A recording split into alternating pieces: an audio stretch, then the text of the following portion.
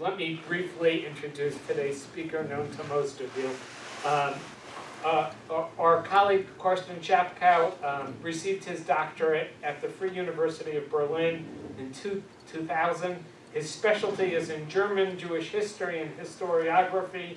He has published, in addition to many, many articles, a series of books including The Freedom to Philosophize, Jewish Identity as Mirrored in the Reception of Spinoza, Role Model and Countermodel, Iberian Jewry in German Jewish Remembrance Culture, published initially in Cologne and then in a much altered and simplified version for us in 2016. He has co-edited 2 books, Conversion in Spaces of Jewish History and Darchei Noam, The Jews of Arab Lands, a Festschrift for Norman Stillman, the founding director of the Schusterman Center.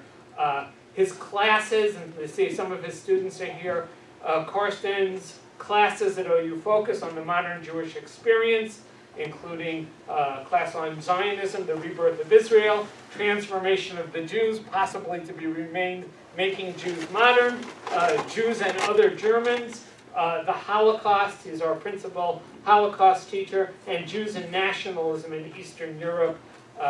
Professor Schapkow continues to quietly compile an impressive record of scholarship, teaching, service. He recently became the inaugural editor for Lexington Studies in Modern Jewish History, which is a project to take important works written in non-English language in Jewish history and translate them into English. Carsten is the inaugural editor for that, and he was just a month or 2 ago, I think, named as the inaugural director of the Center for the Study of Nationalism here at OU's College of International and Area Studies. His talk today focuses on a once famous social critic and author, an early convert to Herzlian Zionism, Max Nordau. I'm not quite sure just what Carsten or how Carsten wishes to introduce Nordau, so I'm going to let him do it. Well, thank you all for coming. And also, Alan, thank you for the wonderful introduction. I mean, a lot of credit for myself without even beginning to speak. Well, that is always something.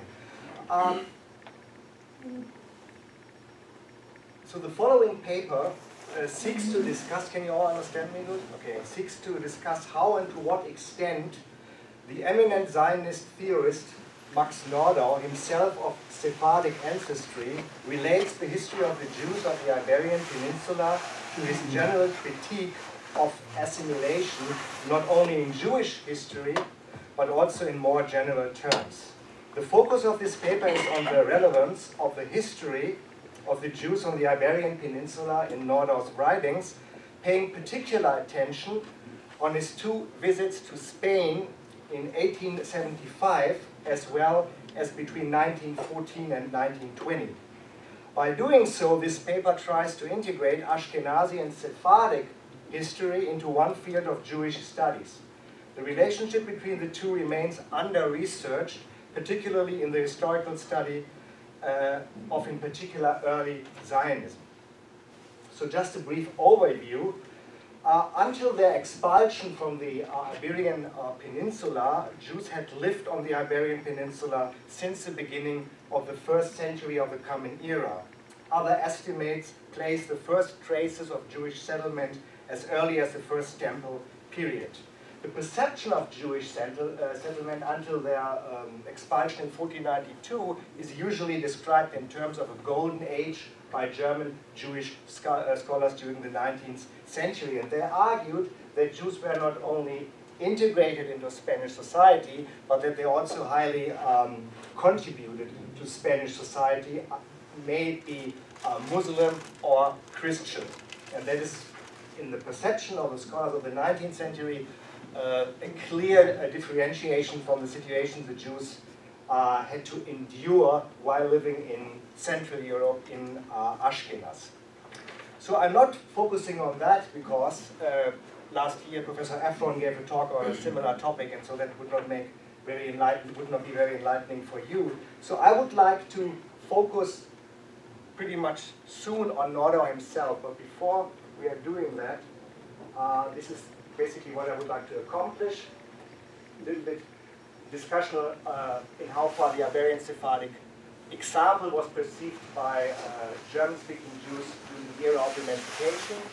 So that's what I termed Golden Age. That's basically the answer to that.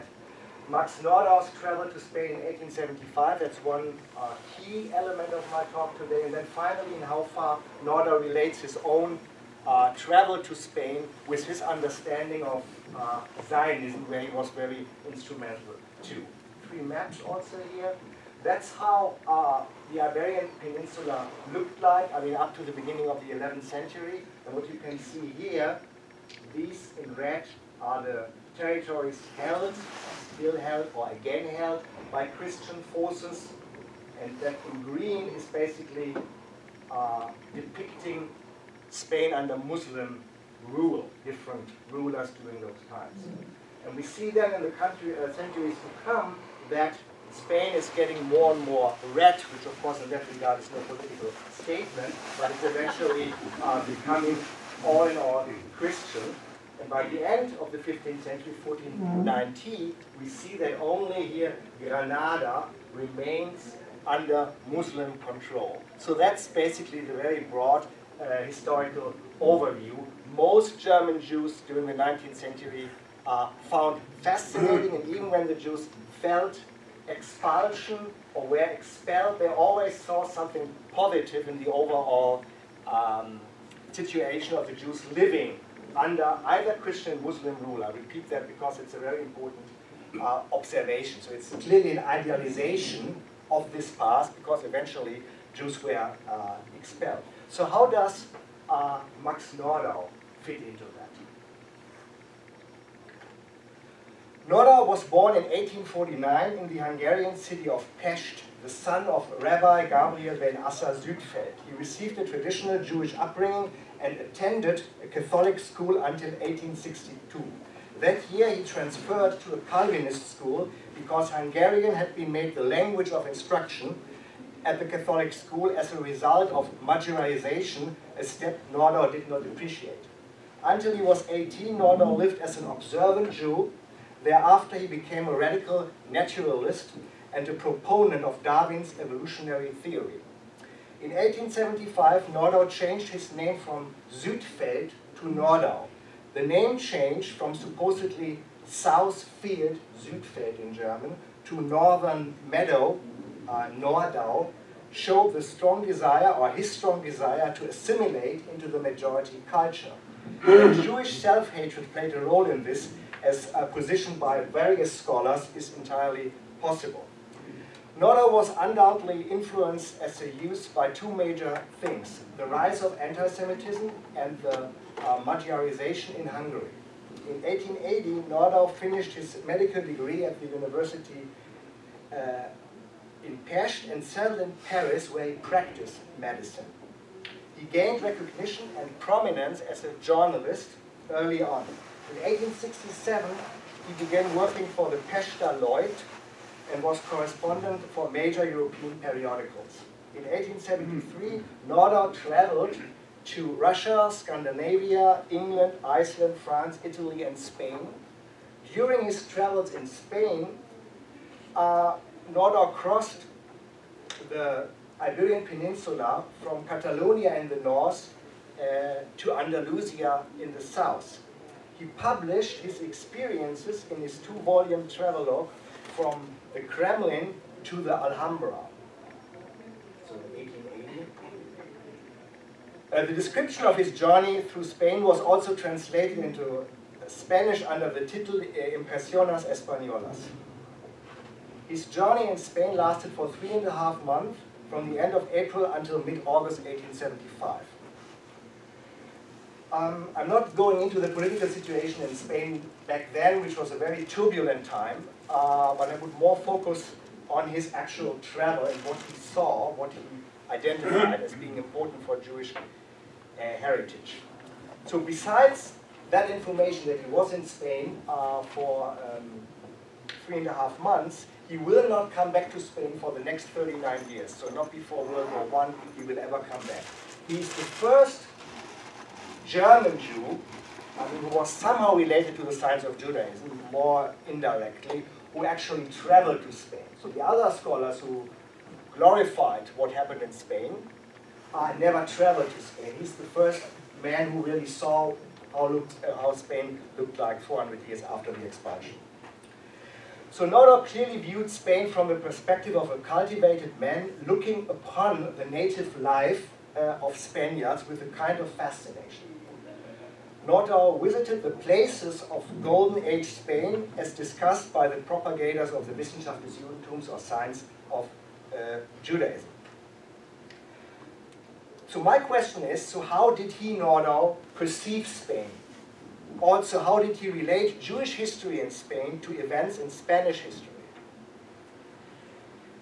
Clearly, Nordau's ambivalent perception of the role of the Jews in medieval and contemporary Spain in the travel book From the Kremlin to the Alhambra focuses his criticism on the idea of assimilation.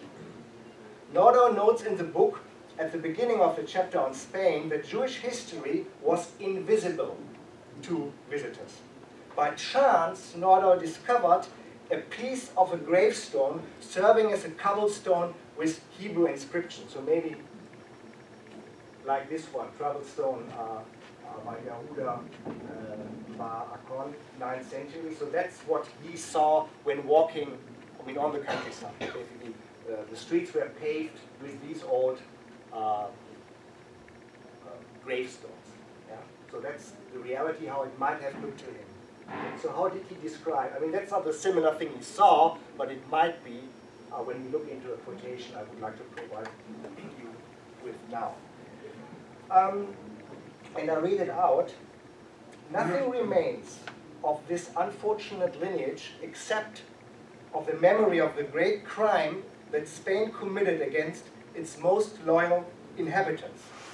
Like a corpse buried too shallowly, this encoffined crime sticks out of the blanket of the past with the 100 dead bones of the past and raises its unlimited accusation in all cities and on all country roads. End of quotation. The crime against the most loyal inhabitants of Spain was never atoned for, but the accusation continued to be brought. The German adjective eingesagt or encoffined here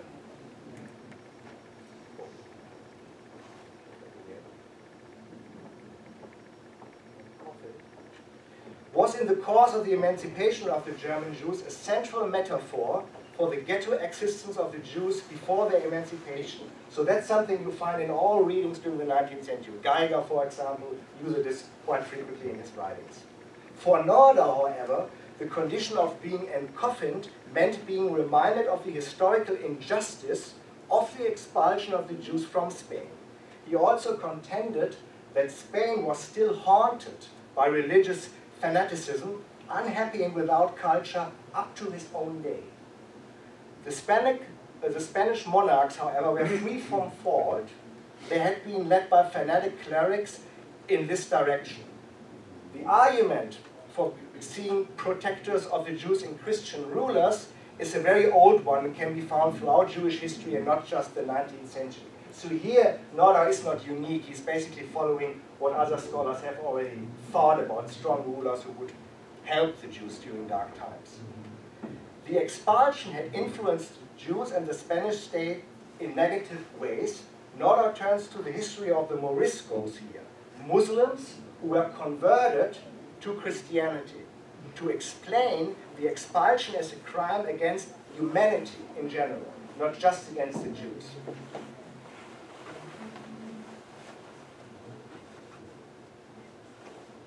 The expulsion of Jews and Muslims for Nordau was still visible while traveling through Spain, and on that basis, Nordau himself,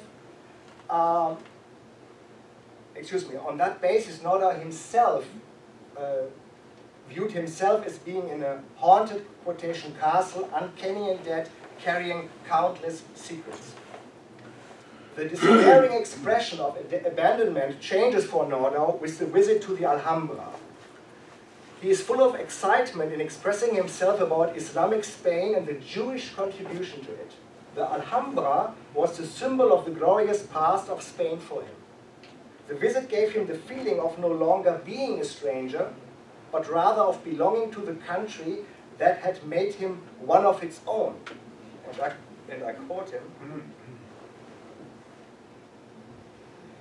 "As I walked through this beauty and contentedness, it was as if I were no longer a stranger, but rather had been adopted by this Elysian land and were allowed to share with its children and the common legacy of godlike pleasure in being and countless riches of nature."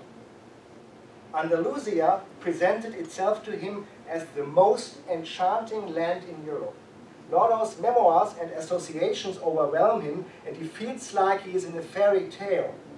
In this context, Nordau introduces the adjective, encoffined again, when he is comparing the past glorious culture with the present, which is no longer a city, but rather a mausoleum, a monstrous grave monument to the old Moorish rule, which was encoffined here.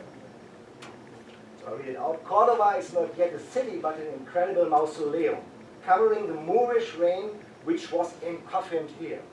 Nowhere else the Muslim past of Andalusia is so vivid and beautiful.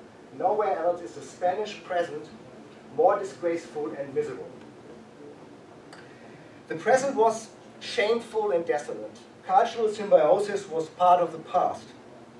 Now brutalization and blind faith determined life in Spain, which we see in a final quotation.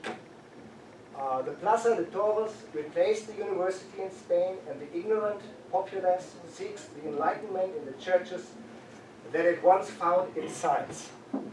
So he's clearly a master of the language and likes to contrast in the black and white scheme, but nevertheless quite powerful. The expulsion, which took on dramatic forms not just for the Jews, assumed a university character for Nordau.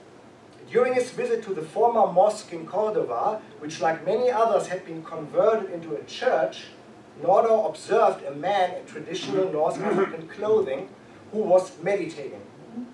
Nordau described the man in terms of his appearance and demeanor as a proud figure. When Nordau speaks to him, the man refuses to answer. This position changes as soon as the man realizes that he is not facing a Spaniard, but rather a foreigner. During the ensuing conversation, the man indicates he is a Morisco, whose ancestors were driven from Spain in 1617 because they were accused of being Muslims.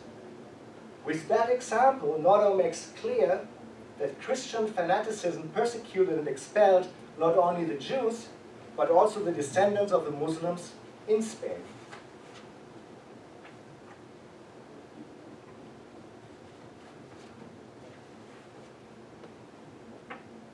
So the book has other interesting information. He gives detail on quote-unquote gypsies he saw with great admiration, but he was also looking down on them. I'm not going into this kind of information.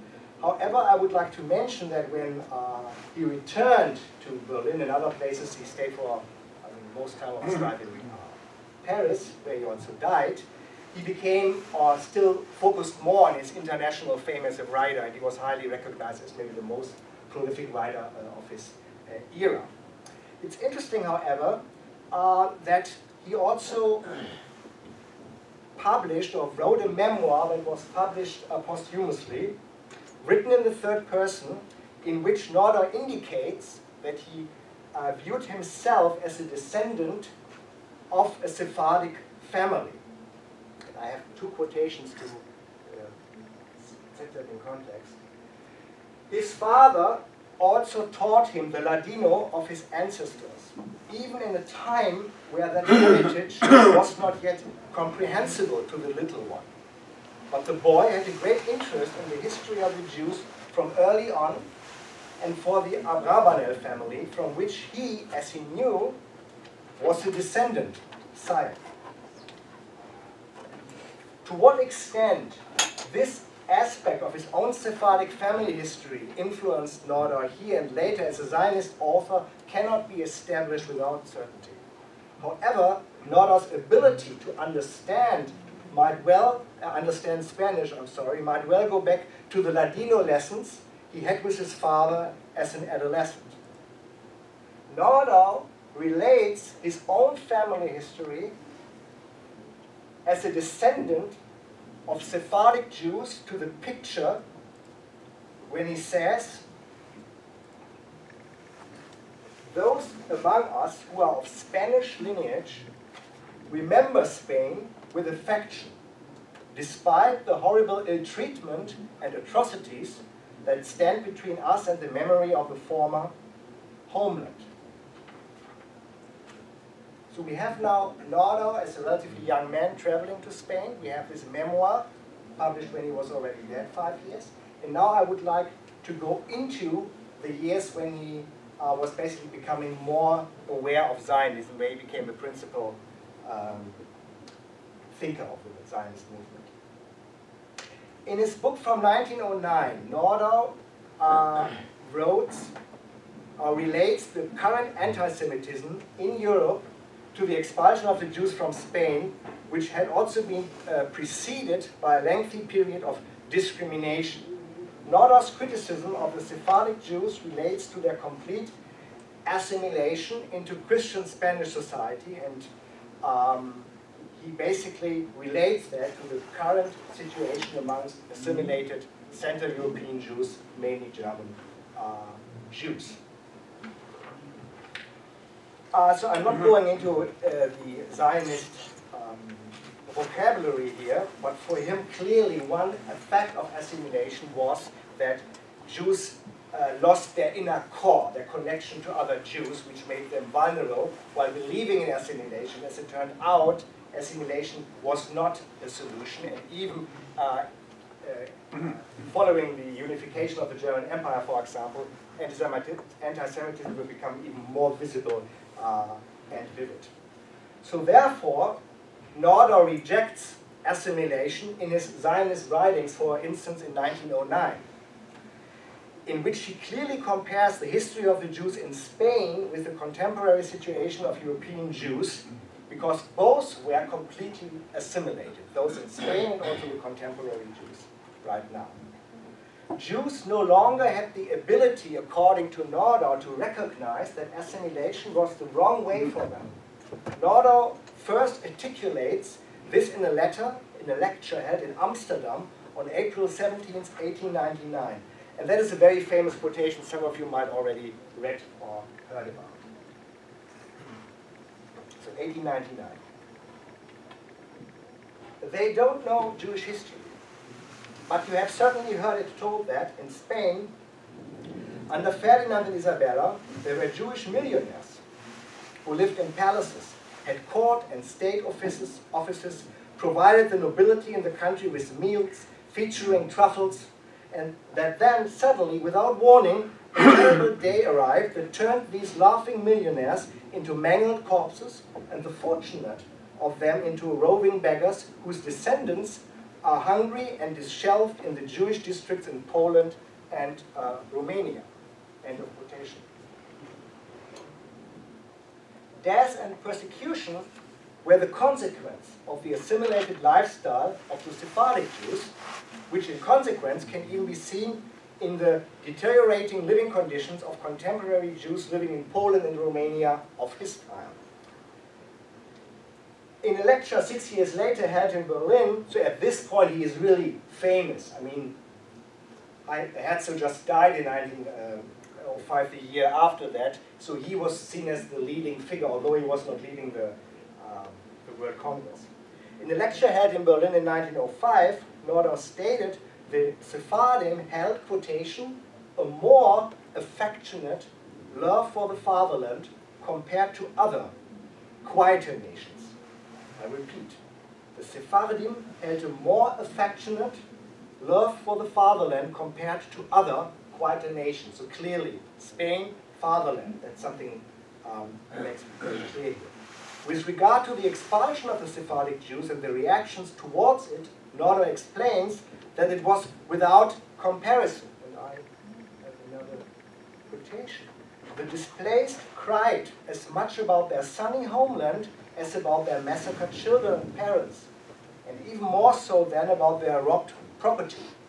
And even today, more than 400 years since this happened, the descendants of these expelled ones maintained their Spanish mother tongue, their Ladino, as a dear legacy of their lost fatherland.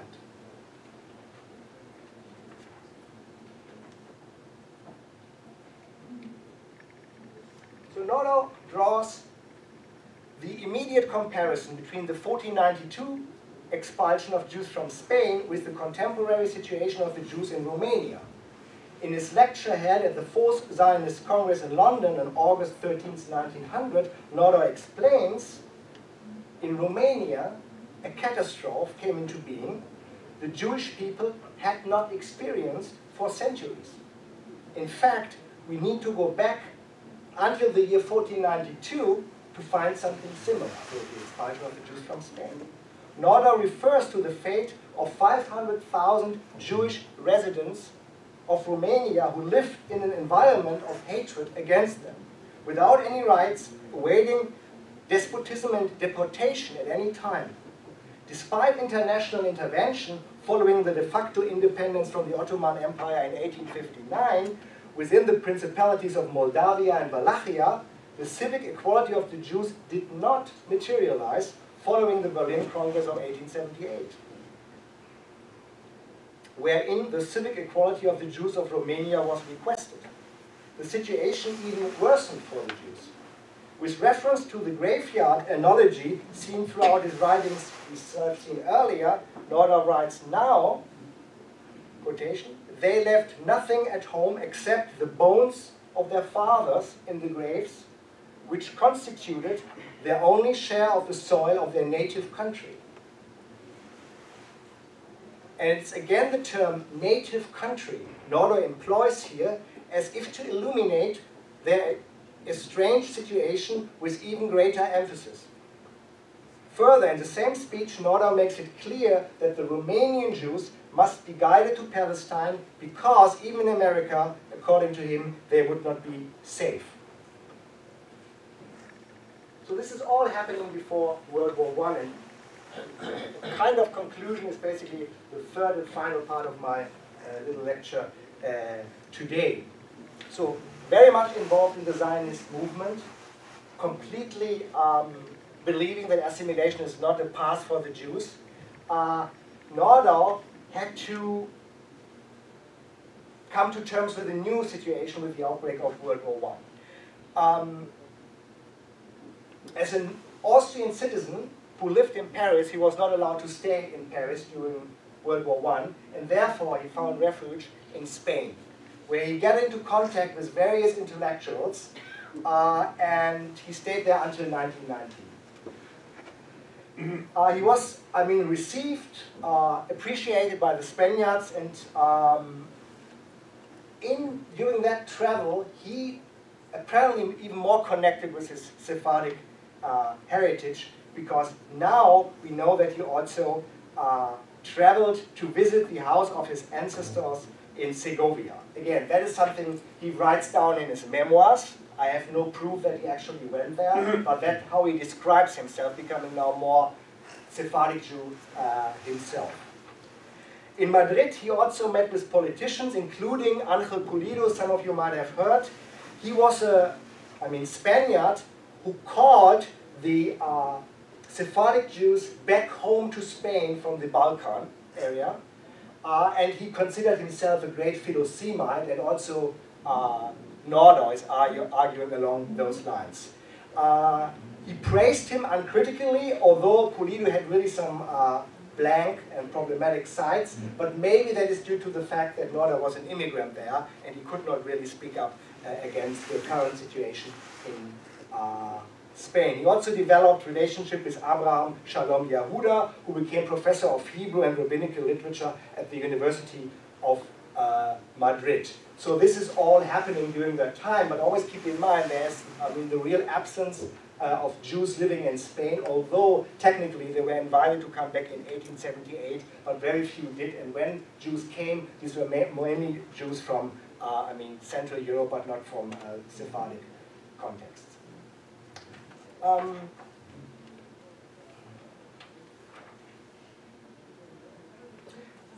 Maybe I can leave it with these final notes and just come up with a conclusion, because the last part is also something I need to do a little bit more research, but it gives you clearly an idea how he himself positioned as a Sephardic Jew. Conclusion. In contrast to the proponents of the science of Judaism, Max Nordau was the first who traveled to Spain, and from what he saw began to formulate his critique of Jewish assimilation, which later became the most relevant feature of his Zionist writings, and also constitutes a feature of Zionist writing overall up to the present day. Without Nordau's travel to Spain in 1875, his analysis of the role of the Jews in history and also his emergent understanding of assimilation may not have come into being.